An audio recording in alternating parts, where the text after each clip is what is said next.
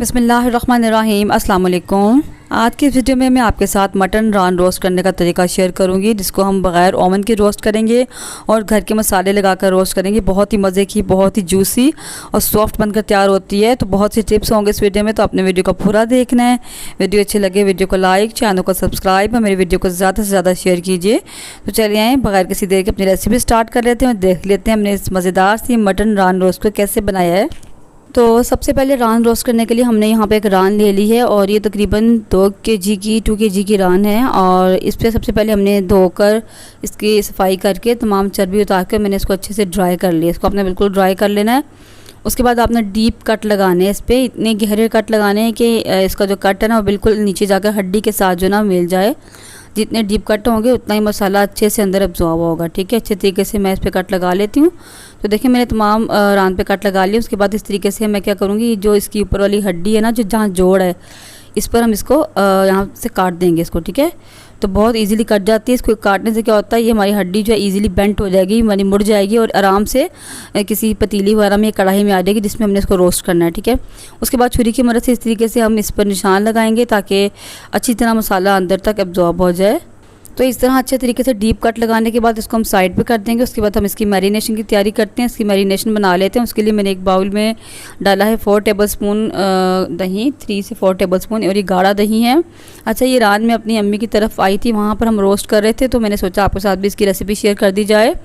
तो दही मैंने बाउल में डाल लिया। इसके बाद डालेंगे 1/2 कप लेमन जूस। मेरे पास लेमन नहीं था तो ये अम्मी की तरफ लगी हुई नारंगियाँ छोटी छोटी सी लेमन की तरह होती हैं, छोटी और होती है ऑरेंज कलर की। उनका जूस है, ये भी काफ़ी खट्टा होता है, तो इसकी जगह आप लेमन डाल सकते हैं। मेरे पास लेमन नहीं था तो मैंने ये डाल दिया। 1/2 कप डाला मैंने जूस। लेमन जूस हम इसमें ज़्यादा डालेंगे क्योंकि एक तो इसमें खटास पैदा करेगा और एक गोश्त को गलाने के काम भी आता है, क्योंकि हम इसमें कचरी पाउडर या पपीते का पेस्ट कुछ भी नहीं ऐड करेंगे। ठीक है, तो 2 टेबलस्पून डालेंगे इसमें अदरक और लहसुन का पेस्ट, 1 टेबलस्पून हरी मिर्चों का पेस्ट और 1.5 टेबलस्पून नमक। नमक बहुत ज़्यादा मत डालिएगा, और क्योंकि ये पकने के बाद नमक इसमें तेज़ हो जाता है क्योंकि सुखड़ जाती है।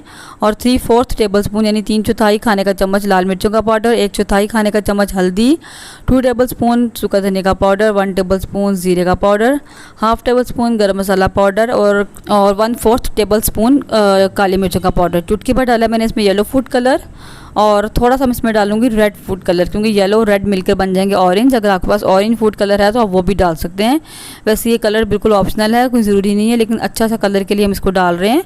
तो मैंने रेड और येलो दोनों को मिक्स कर दिया ताकि ये ऑरेंज बन जाए। ठीक है, और इन सबको अच्छे से मिक्स कर लेंगे। अच्छा, यहाँ मैंने मसाले बहुत ज़्यादा नहीं रखे क्योंकि रान का यानी गोश्त का अपना एक फ्लेवर होता है। अगर हम मसाले बहुत ज़्यादा डाल देंगे तो बहुत ज़्यादा मिर्चें हो जाती हैं और अपना जो गोश्त का टेस्ट होता है वो सही से नहीं आता। ठीक है, तो इस तमाम मैरिनेशन को हम गोश्त के ऊपर फैला देंगे। रान के ऊपर एक साइड पे आधा मसाला डालेंगे और अच्छे तरीके से हमने इसका मसाज करते हुए इसके ऊपर मसाला लगाना है ताकि जितने कट्स हैं ना उनके अंदर अच्छे तरीके से मसाला चला जाए और अच्छे तरीके से हर जगह जो है ना मसाला लग जाए। ठीक है, जहाँ कट्स हैं उनके अंदर अपने हाथ डाल के अच्छे तरीके से मसाले को लगा लेना है।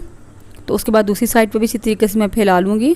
तो बर्तन मैंने बड़ा ले लिया ताकि ईज़िली मसाला लग सके। तो अच्छे तरीके से मसाला लगा लेंगे हर जगह पर ताकि कोई जगह इसकी खाली ना रह जाए और अच्छे से मसाला हर जगह चला जाए। ठीक है, तो रान को मैंने अच्छे से मसाला लगा लिया है। अब इसको किसी चीज़ से कवर करना है तो आपके पास प्लास्टिक शीट है, क्लिंग फिल्म है, उससे कवर कर सकते हैं, लेकिन मेरे पास वो नहीं है और काफ़ी बड़ी रान होती है तो कोई चीज़ ऊपर नहीं आती, तो मैं इसलिए इसको किसी प्लास्टिक के बैग में इस तरह डाल दूँगी। मेरे पास ये बड़ा सा शॉपिंग बैग है, मैं इसमें इसको ट्रे समेत ही डाल दूँगी ताकि अच्छे से कवर हो जाए। उसको मैरिनेट होने के लिए छोड़ देंगे। तो मैं इसको बस 3-4 घंटे ही मैरिनेट करूँगी क्योंकि टाइम कम था मेरे पास। तो अगर आपके पास टाइम हो तो कम से कम 12 घंटे ही, नहीं तो 24 घंटे ज़रूर इसको मैरिनेट करें।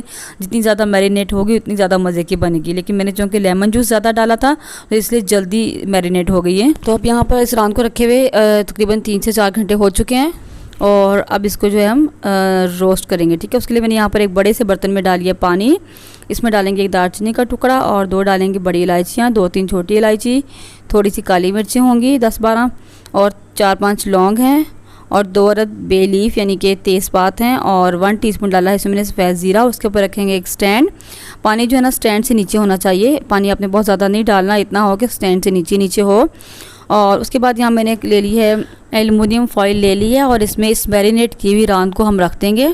और एल्युमिनियम फॉइल मैंने डबल किया है। ठीक है, इसके ऊपर रान को रख के जो बचा हुआ मसाला है गाढ़ा गाढ़ा से उसके ऊपर लगा देंगे। ठीक है, इसके ऊपर एक और फॉइल की शीट रखेंगे और इसको चारों तरफ से अच्छे से बंद कर देंगे। ठीक है, और इसको अच्छे से बंद कर देंगे और बंद करने के बाद इसके ऊपर मैं छुरी की मदद से थोड़े थोड़े से जो है ना सुराख कर दूंगी ताकि इसके अंदर तक स्टीम जाए और अच्छे से हमारा रान जो है अच्छे तरीके से पक जाए। ठीक है, तो इस तरीके से ऊपर हम थोड़े से सुराख कर देंगे। उसके बाद इसको स्टीम होने के लिए स्टैंड के ऊपर रख देंगे। ठीक है, अभी मैंने चूल्हा नहीं चलाया क्योंकि हमने इसको ऊपर रखना है तो फिर हाथ जलने का डर होता है, तो इस तरह इसके ऊपर रख कर ऊपर से कवर कर देंगे। और कवर करने के बाद मैं साइडों से अच्छे तरीके से आटा लेकर इसको साइडों से जोड़ दूंगी ताकि ये बिल्कुल एयर टाइट हो जाए और इसमें से बिल्कुल भी स्टीम बाहर ना आए। इससे क्या होगा, जो हमारी रान है बहुत जल्दी पक जाती है। अगर बिल्कुल टाइट आप बर्तन को कर देंगे ना तो कोई भी गोश्त है वो बहुत जल्दी पक जाता है। तो इसको मैं अच्छे तरीके से आटे से कवर कर दूंगी चारों तरफ से। ठीक है, ताकि कहीं से भी स्टीम ना निकलने पाए और इसके अंदर ही स्टीम रहे। और 2 घंटे के लिए इसको मैं ऐसे ही छोड़ दूंगी, कम से कम 2 घंटे के लिए। और 2.5-3 घंटों में इजीली रान तैयार हो जाएगी क्योंकि हमने इसको बिल्कुल कवर कर दिया, एयर टाइट कर दिया। फ्लेम को मैंने एक बार हाई कर दिया है और जब हमें लगेगा पानी में बॉइलिंग स्टार्ट होगी तो फ्लेम को हम लो टू मीडियम कर देंगे। ठीक है, और इसको मैं तकरीबन 2 घंटों बाद चेक करूँगी इंशाल्लाह।